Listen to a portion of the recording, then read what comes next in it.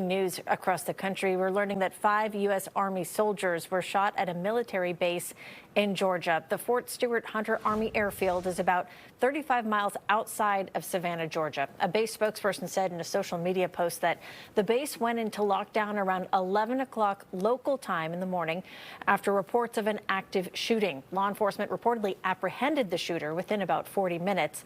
The 5 soldiers who were shot were taken to the hospital. We have no update on their condition. The Santa Clara County District Attorney is calling for a prison sentence for a group of men accused of leading an organized retail theft ring. As KTVU's James Torres explains, the men pled guilty to more than 200 break-ins at Home Depots across the Bay Area. The judge will take more time to consider what a sentencing should be. That's good news for the district attorney's office, who is demanding these defendants serve time in prison. Some of those suspects sat in court today, waiting to hear if they would serve time in prison or be off on probation. The previous indications have been a probation sentence. I don't know if that's what the court's going to do, but it's wrong. It's just wrong. This case says prison. Santa Clara County District Attorney Jeff Rosen sending a strong message to the court system.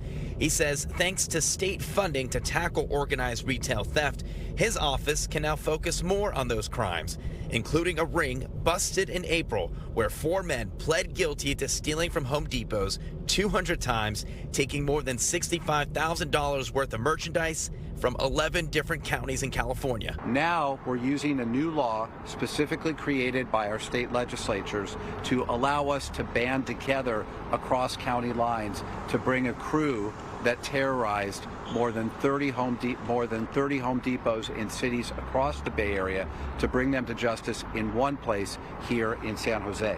The judge, likely feeling pressure from the district attorney's office and probation officers, chose not to sentence 2 of the men today as planned. Those officers recommend 2 men, Wilmer Ayala and Adolfo Duarte Herrera, serve 5 to 6 years in prison. Representatives from Home Depot spoke outside the courthouse. It's about protecting people who shop, work, and live in our communities. Rosen says Duarte Herrera was already on probation when arrested and missed a hearing to commit more crimes. He says he hopes the judge considers a strict punishment. Encouraged that the sentencing will be put off for some time in order for a more appropriate sentence to be given. Reporting in Santa Clara County, I'm James Torres, KTVU, Fox 2 News. Cupertino-based Apple is expected to announce a big investment in manufacturing in the United States.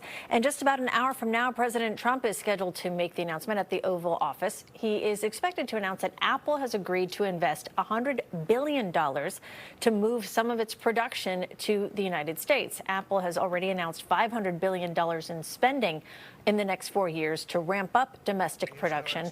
President Trump had threatened Apple with steep tariffs on its products, including its iPhones, if it didn't move more manufacturing to the U.S. San Francisco-based OpenAI has agreed to provide the federal government with access to ChatGPT. The General Services Administration says ChatGPT software is now available for all federal agencies. Each agency will pay just $1 for the software. The AI chatbot has exploded in popularity since it was first publicly available back in 2022. An official with the Trump administration says the plan is to use ChatGPT to help automate processes. The administration also claims it will be used to reduce government waste and fraud. President Trump is taking an unprecedented role in the 2028 Olympics. Yesterday, the president signed an executive order naming himself to the chair of a new White House task force to oversee the 2028 Olympic Games in Los Angeles. The president also said he would put the National Guard in charge of security. I will use the National Guard or military. This is going to be so safe, and if we have to, because obviously you have a mayor that is not very competent. She can't get the permits for the people. You know, the people are still waiting for their permits.